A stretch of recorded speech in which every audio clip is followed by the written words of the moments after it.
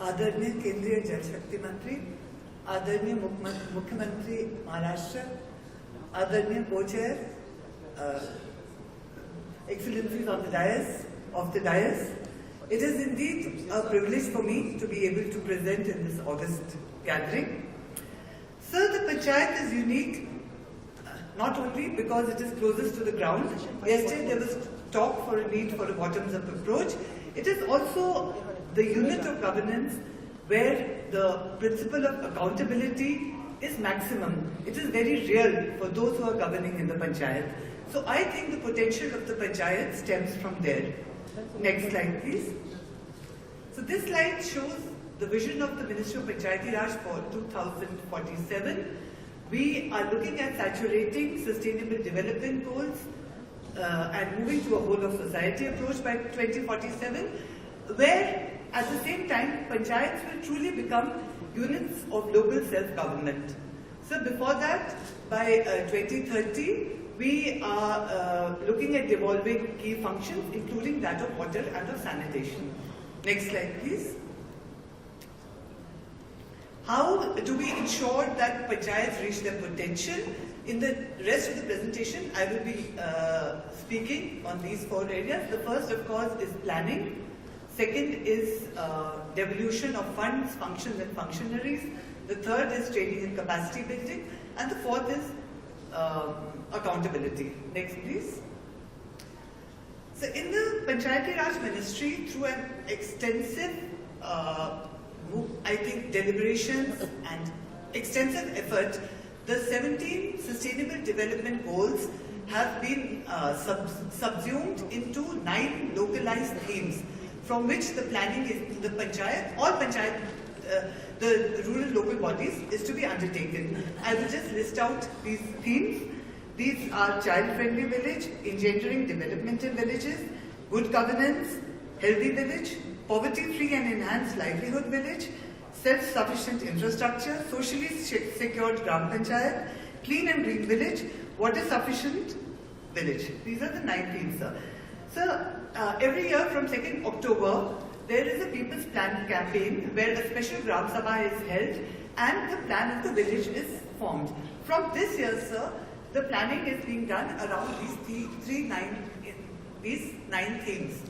So we can, I think, safely see that sustainable development definitely has reached the ground and we will see more of it in the future. Next slide, please.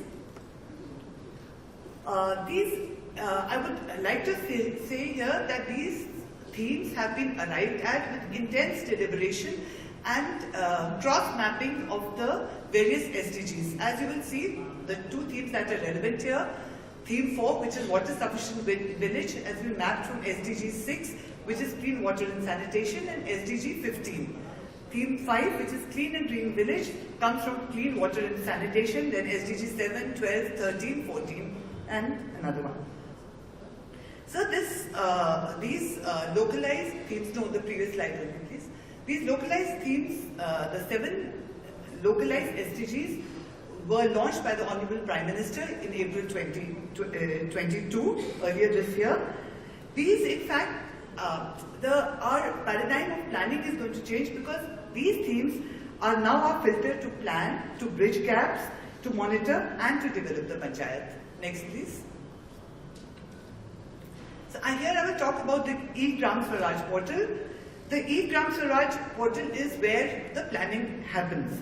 It is a unique interface actually where the plan is prepared, where expenditure is incurred through an integrated PFMS interface for online payments, and e-accounts are also maintained. On the right you will see visuals of how through drop-down menus you can choose what you need to plan in. So the lines which we have selected here are for sanitation and for drinking water related activities. You can also see how assets created through the Jal Jeevan Mission or other activities can be geotagged through a mobile app. That facility is also there. Next, please. So this is a slide about the People's Plan campaign and how every panchayat, nearly every, you could see around 95%, 94 to 95% Panchayati Raj institutions are making the Gram Panchayat development plan. And from this year, of course, it will be around these themes. Next, please. So, in the iconic week this year, we had Panchayats take Sankalp around these 9 themes. About 270,000 Panchayati Raj institutions participated, including traditional local bodies, which are from the 6th schedule, 6 scheduled areas. And as you will see, about 46%, I cannot see from, but I think it's 45% and 46% are for the themes related here, for water sufficient Gram Panchayat and for clean and green Gram Panchayat. So that's, of course, this percentage is from the total of 270,000. So people could take 1 Sankalp or 2 Sankalp. That is why we have these kind of percentages. So this, of course, is also a factor of tight grants going through the 15th Finance Commission. Next, please.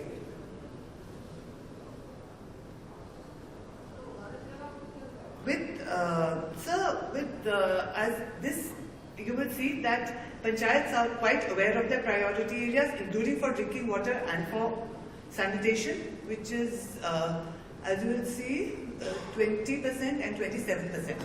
Actually, sir, from next year, since this year the planning is being done around the localized SDGs, next year this pie chart will be different. It will be around those 9 LSDGs. And we are, in order to have a smooth transition, we are undertaking continuous trainings. In fact, as I speak, there is training going on in Delhi, where they are training block level functionaries and Zilla Parishad level functionaries to make these, to undertake this transition to the LSDG plans smoothly. Next, please. So these are some of the assets that have been created in the panchayats through Finance Commission funds, and as you can see, they have been geotagged using a mobile application. Next, please. Next, please. So this is just an illustrative slide of the funds, grants given through the 15th Finance Commission. Next, please.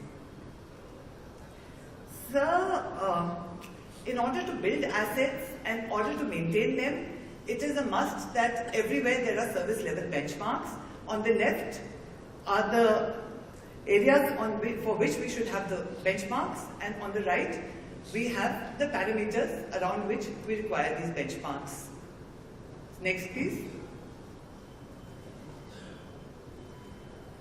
These are we have slides of 2 states of Karnataka and later of Andhra Pradesh, where benchmarks for giving a water connection have been laid out. So you will see there are a number of days where you can, the next level where you can go up with a complaint, and the number of days are also identified for that. Next, please. In Andhra Pradesh also. In fact, Andhra Pradesh has a few larger number of days, but they also have very clearly defined timelines and also persons where you can go up to. Next, please. So we are building assets. We need to maintain them. How does someone in the panchayat do it? There is a gap, information gap in the panchayat and in urban areas, or where the seats of larger government are.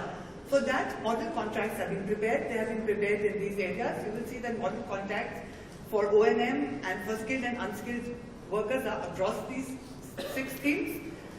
Next, please. So we have assets, we have training, we have service level benchmarks. We also need training to make the contract and to ensure the benchmark.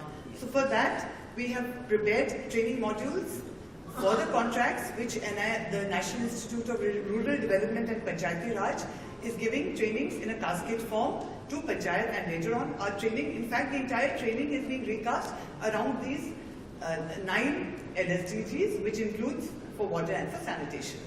Next, please. So how do we develop skilled manpower in the rural areas for O&M, for building the assets?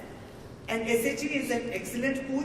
Their SHGs are across states, they are in the panchayats, they can be used. and of course the DDU Gramin Kaushal Yojana and the Sankalp. From there, manpower can be drawn. Next, please. These are examples of 2 panchayats with best practices in the wash sector. One is Nithoda in Uttar Pradesh, where there is a Bal Sansad, which is monitoring cleanliness. I've been to this panchayat. And the Arid Gram Panchayat in Kerala, where 39 women are waste warriors, and in fact they are earning from this activity for the panchayat. Next, please. So now I come to the very important vertical of accountability and of monitoring. For this, we at the Ministry of Panchayati Raj have developed an e-Gram Swaraj accounting module. We have also undertaken the e-Gram Swaraj PMFS integration. We also have the audit online, which was launched in 2020. Next, please. So as you will see that the e-Gram Swaraj portal allows 6 bars of work. This was launched by Honorable Prime Minister in 2020. It is a very comprehensive portal where you can plan, where you can do the accounting, where you have the PFMS, and there is an interface with PFMS, and which a lot of things is out in the public domain also. Next, please. So next, please. This slide. Next, please. So this is the previous one. This is an illustrative slide of how many Gram Panchayats have already onboarded into the e-Gram Swaraj PFMS interface. This is extremely encouraging. As you will see, payment is also being done, and 83% Panchayats are doing payment. Already 1.15 lakh crore payment has been done through in the Gram Panchayats to the e-Gram Swaraj PFMS interface. Next, please. Audit online is our next step. From next year, as per the 15th Finance Commission directions, every panchayat or every Panchayati Raj institution needs to have audited accounts. This year, so very encouragingly, already this year, though 25% was required, 1,84,000 Panchayati Raj institutions have already completed their audits. So I think we can be hopeful. This is states which are doing the best. Telangana is doing the best, and some states are a little behind, but I think they will also catch up. Next, please. This analytical dashboard I just wanted to share is available in the public domain. It is very extensive, and you can draw out data about all panchayats in the country across criteria. If you want to see Zilla Parishad, state-wise, district-wise. So I just wanted to share it with you. Next, please. So now there is a small area I want to talk about as wherever we need renewable energy, Honorable Prime Minister talks about it and gives us targets for it in a mission mode. We need, of course, we need energy for water, we need water for energy. Towards this, our ministry has the next please. We have the Gram Urja Swaraj Abhiyan, where we are trying to bring in renewable energy in various forms, but I think largely through solar into the panchayats. Many states have already done very impressive initiatives in this regard. We are looking at a number of models. We are looking at OPEX models, CAPEX models. So one model we are looking at is the PPP model, which we are going to write to states about in the next week. We have prepared the model, where at this stage, it is, of course, will be zero expenditure to the states, and it will, essentially it will be a model where it will be PPP, so entity will be putting up the solar project and operating it, and of course the aim is that we move to renewable energy and the electricity bill of the panchayat entity decreases. Of course we reach larger buildings, so we will be requesting states to